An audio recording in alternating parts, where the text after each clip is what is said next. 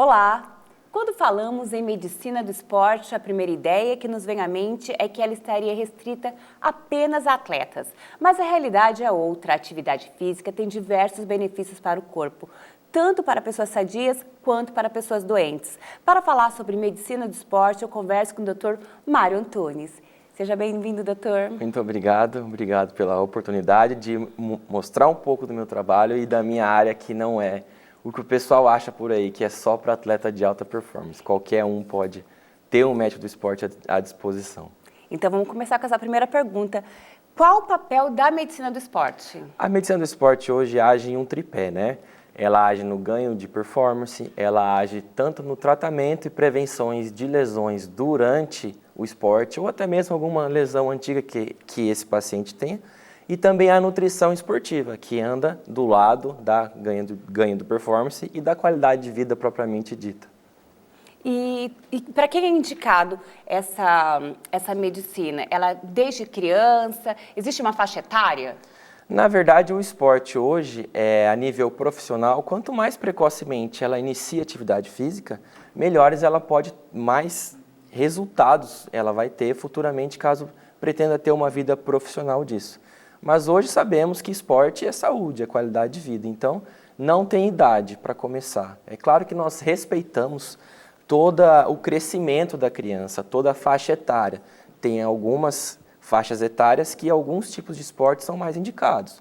Por exemplo, criança tem que brincar, criança tem que pular corda, criança tem que subir árvore, criança tem que brincar de pega-pega, tem que fazer bagunça. Indiretamente, isso é um meio dela introduzir ao esporte, um meio dela começar a gostar de uma atividade física. E qual a diferença do médico esportivo para o nutrólogo?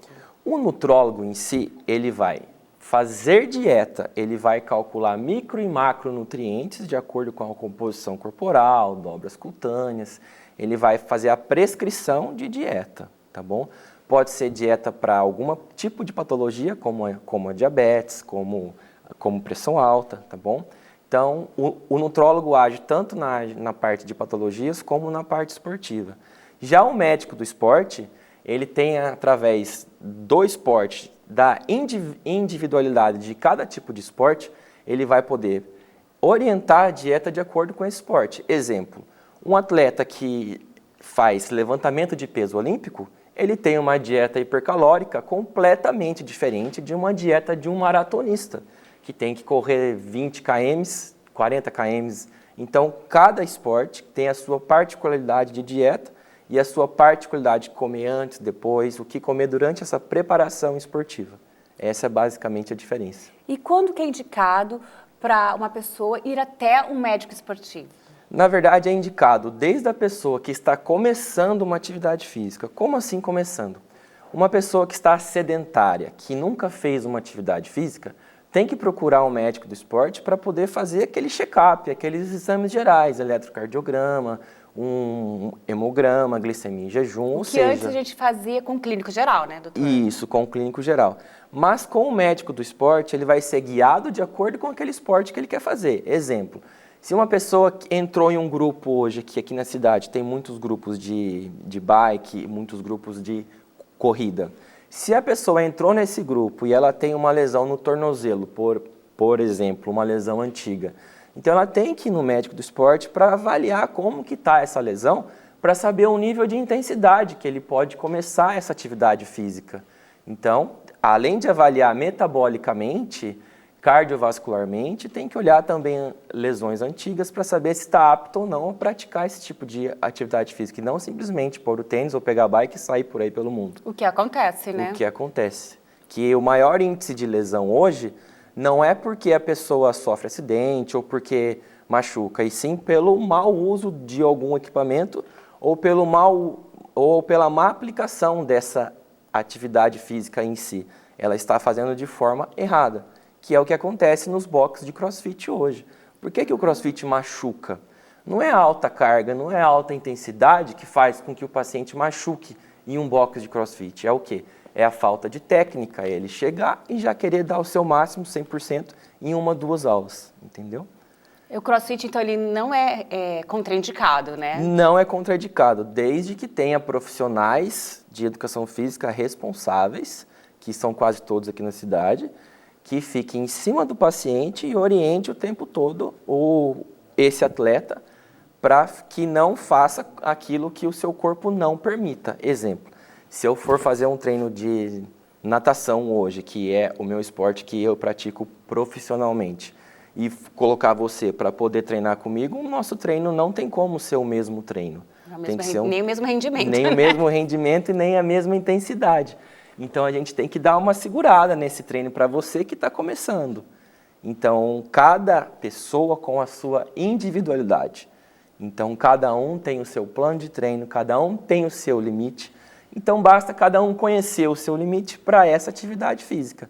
E nisso que está o médico do esporte, para ajudar a pessoa a entender esses seus limites e suas limitações como um todo, para ela poder começar essa atividade física de forma saudável, de forma com saúde, tá bom? Então faz o check-up e você analisa, tipo, olha, do que você gosta, você dá uma direção, olha, esse esporte aqui seria indicado para você que quer ganhar massa muscular, quer ganhar tônus, quer se desestressar, você faz essa indicação também? Sim, na verdade, durante a consulta, eu viro o paciente de ponta cabeça, pergunto tudo, a consulta clínica completa.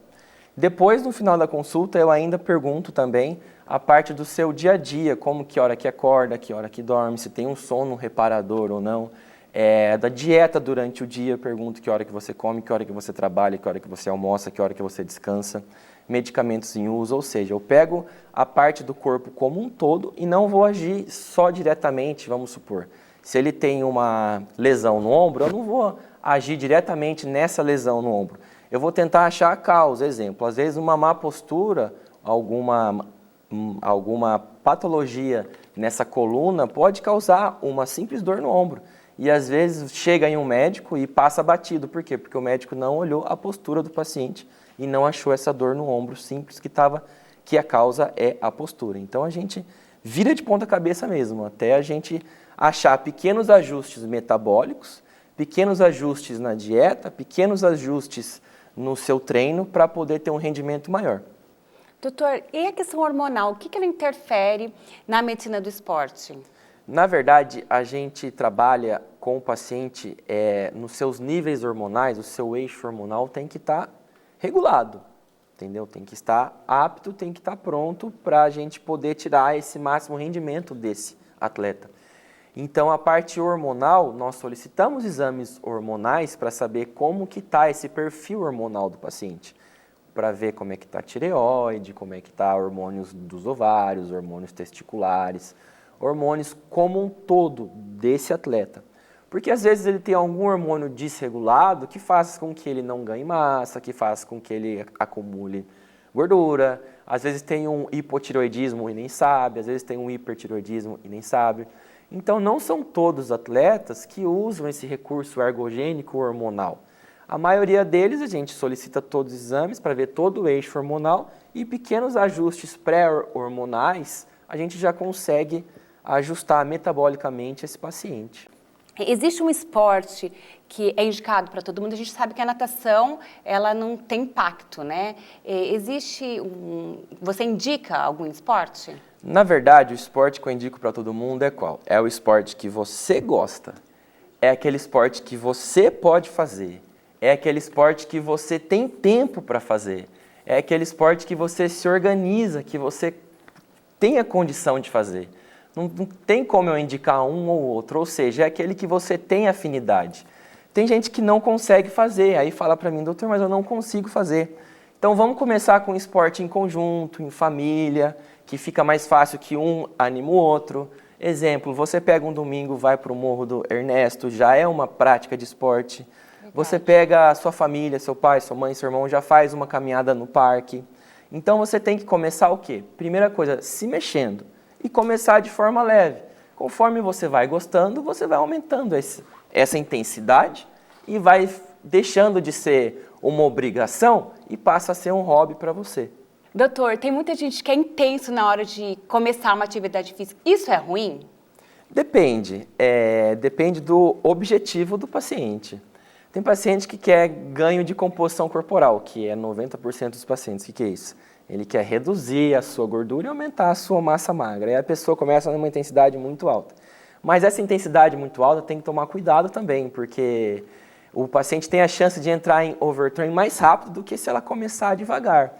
E a chance de, psicologicamente, a pessoa enjoar desse esporte também passa a ser um pouco maior. Então tem que começar de intensidade leve e devagar e subindo gradativamente, degrau por degrau, até chegar, explorar o máximo desse esporte. Ou seja, é difícil a gente explorar o máximo de um esporte. Pessoas que têm 20, 30 anos dentro de um esporte, até hoje aprendem coisas novas dentro desse esporte. Então, tem que ir devagar para não enjoar e ter persistência, principalmente isso. Tem que persistir e não desistir, tá bom? Tem que não desistir, sempre pôr na cabeça que aquilo vai melhorar, que vai melhorar, que vai melhorar e fazer disso uma rotina. Doutor, o senhor falou do crossfit, né? A gente sabe que tem muitas lesões no crossfit, né? Quem quer estar sedentário, é importante fazer uma musculação antes, enrijecer primeiro os músculos? Eu não sei, existe esse preparatório? Na verdade, o CrossFit é uma metodologia, uma franquia americana que juntou 3 esportes, que é o levantamento de peso olímpico, o atletismo e a ginástica. Juntou esses 3 esportes e começou a juntar essa modalidade e fazer o WOD, que é o Workout of the Day, que veio do exército americano. Então, esse foi o método, que é o método CrossFit. Então, para ter uma cadeia muscular fortalecida antes do CrossFit é fundamental? É, mas tem como você começar no CrossFit de nível iniciante e você gradativamente, devagar, chegar em algum nível um pouco mais intermediário ou até mesmo um nível profissional. Não tem nenhuma contraindicação. Tudo vai depender do profissional de educação física que está lá passando esse treino. Então, tem profissionais bons e ruins como todas as áreas. Então, cabe você achar esse profissional bom que respeita as suas limitações para que você tenha um resultado. Mas ele é um esporte como qualquer outro esporte tem contraindicação. Nós vamos para um breve intervalo, não saia daí.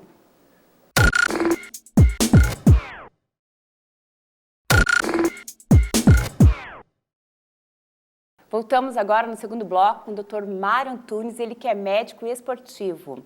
Atualmente, as pessoas estão em busca do corpo perfeito. Quais são os exercícios considerados mais importantes, doutor? O mais importante é você se mexer.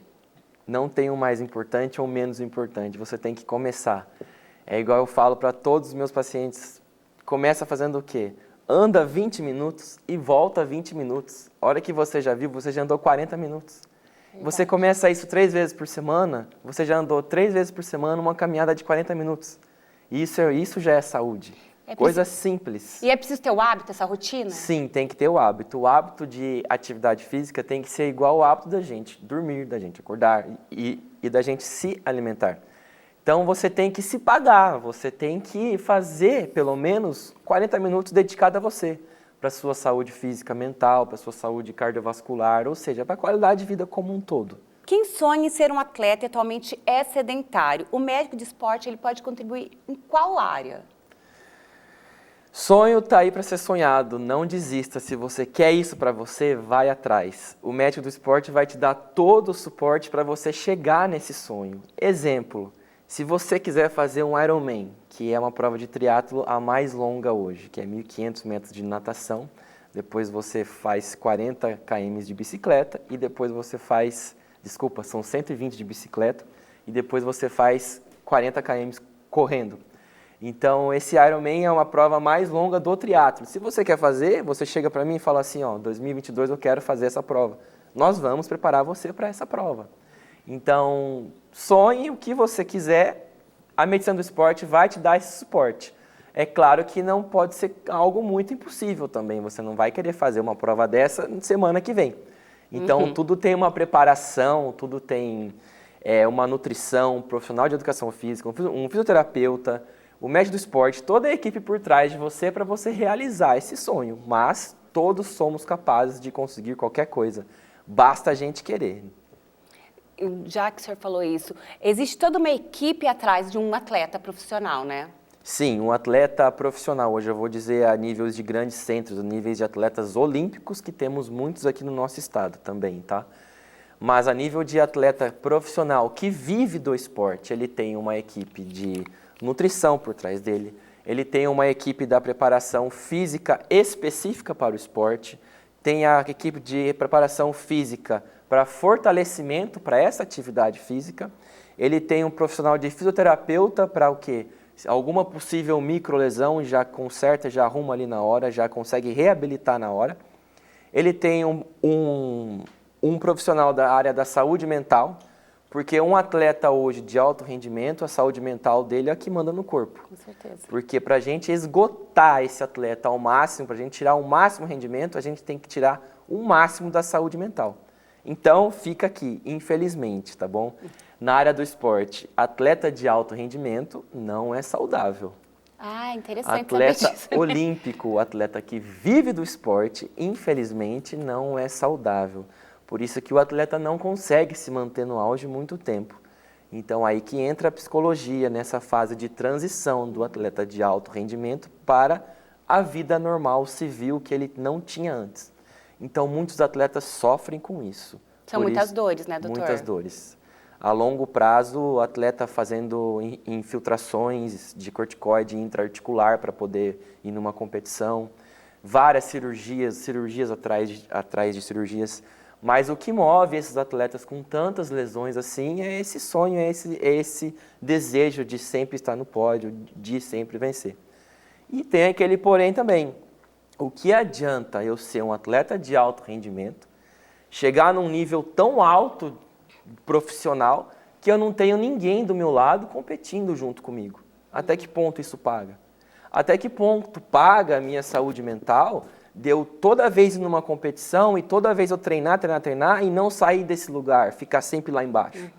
Então tem que ter essa balança, esse meio termo também, porque a saúde mental é coisa séria também, principalmente dentro do esporte, tem que ser levado a sério. A gente viu, né, o caso da ginasta, né, que nas Olimpíadas ela deixou, né, por conta da saúde mental mesmo, né, o desgaste, né, que foi imposto para ela, né. Esse caso internacional vai dar muita polêmica ainda, vai vir documentário sobre isso ainda, porque ela chegou no auge de desgaste da saúde mental dela, mas também brigas internas dentro da Federação Americana de Ginástica. Então, vai vir muitos capítulos sobre essa história ainda. É preciso que aliar, né, o esporte, a saúde mental, é preciso ter um prazer, né? Sim. A partir do momento que esse esporte não passa a ser prazeroso, começa a trazer malefícios tanto para a sua saúde familiar, no seu convívio familiar, no seu convívio social, porque a gente sabe que tem muito atleta que deixa de ter a vida social, de ter encontros à noite, de janta, alguma coisa, sei lá, algum encontro familiar, porque no outro dia cedo ele tem que treinar. Então tem que ter esse bom senso, ter essa balança, principalmente, para que o esporte não atrapalhe, ao invés de ajudar. Doutor, quais as lesões mais frequentes no seu consultório? A lesão depende do esporte específico, né? Exemplo, a corrida, a lesão que eu tenho mais é a lesão de tornozelo e joelho. Então, esportes de alto impacto geralmente são articulações. De esportes de baixo impacto, como a natação, geralmente é ombro. Então, não tem uma via de regra que é a lesão mais comum. Varia de cada esporte que o atleta pratica. Varia da articulação e do membro que ele mais usa nesse esporte. A tecnologia está a favor do atleta. O que temos de novidade, doutor? Hoje tem um assunto bem sério que o pessoal fala de doping tecnológico. Não sei se vocês já ouviram falar. Mas esse doping tecnológico é o quê? Vou dar um exemplo simples assim. Uma pessoa que tem uma bicicleta de última geração, ela vai competir na frente de uma pessoa que não tem uma bicicleta de geração mais anterior. Mas indo um pouco mais longe, nessa última Olimpíada, algumas marcas esportivas grandes, não vou falar nomes aqui, criaram um tênis, uma sapatilha, que a sola tem uma sola de fibra de carbono. E quando esse atleta corre, essa sola, ao bater no solo, ela dá uma força de empuxo maior. E esses atletas que usaram essa sapatilha bateram recordes que antes nunca ninguém tinha feito, justamente por usar essa sapatilha. A natação, em específico, antigamente, usava aquela roupa, chamava... Macacão, né? Isso, aquele macacão, daqui até aqui. Chamava pele de tubarão ou fat skin. Foi proibido de 10 anos para cá, mais, acho que 15 anos para trás, foi proibido essa roupa, porque os tempos que o pessoal tinha com essa roupa nunca foram batidos hoje. Porque essa roupa é uma roupa de fibra de carbono, ela ajuda a manter o quadril para cima, ajuda a flutuar, e esse atleta tem um rendimento muito maior.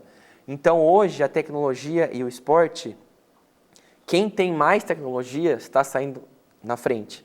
Então por isso que as organizações mundiais do esporte estão sendo bem rígidas perante a esse doping tecnológico. Até que ponto vai poder usar isso, até que ponto não vai poder usar. Então o futuro daqui para frente é o quê? É o doping tecnológico, o que está usando demais. Okay. E quem tem o desejo de se tornar um atleta e não tem condições financeiras para realizar um tratamento com um especialista, existe um tratamento paliativo? Na verdade, assim, basta a pessoa querer, porque hoje a medicina do esporte ela é bem ampla, igual eu falei, ela age em várias áreas. Então, assim, por mais que não possa ir no médico do esporte, pode ir num profissional de educação física, para ele passar o treino, para ele numa academia normal. Ele é formado, ele é qualificado para isso. Um profissional de nutrição, ele vai ajustar a sua dieta, micro e macronutrientes, que hora que você tem que comer, o que você tem que comer. Então, a medicina do esporte é bem ampla, então não tem classe social. Qualquer um pode procurar e é de fácil acesso e está em qualquer bairro, qualquer lugar, não só em grandes centros, como muita gente acha que a medicina do esporte é só em São Paulo, é só no Rio. Não, temos aqui em Campo Grande também. Doutor, e como que está o estado? A gente sabe que a gente tem o judô, por exemplo, é um celeiro aqui do nosso estado, né? O que tem hoje que o senhor pode indicar? Olha, o que o estado poderia estar fazendo para estar ajudando, apoiando o esporte? Bom, primeiramente, o estado vem apoiando, tem muito bolsa atleta estadual, dá um salário para o atleta durante um ano, para ele poder se manter tanto em competições, em viagem, quanto alimentação, quanto a parte de equipamentos, tá bom? A gente tem bastante infraestrutura, a gente tem de tudo aqui, a gente tem piscina olímpica, semiolímpica, centro de ginástica, centro de atletismo, temos tudo aqui. O que eu vejo que falta é uma falta de zelo junto com o incentivo. O nosso estado é um estado exportador de atleta. Por quê? Como o judô, por exemplo. O judô, o atleta chega no auge e esse atleta tem que ser exportado. Por quê? O nosso estado, os nossos clubes não têm a condição de dar toda essa equipe multidisciplinar que um atleta precisa ter. Então, para o atleta crescer mais a nível olímpico e nível nacional, ele sai do nosso estado e vai para São Paulo, vai para Minas, ele vai para grandes centros.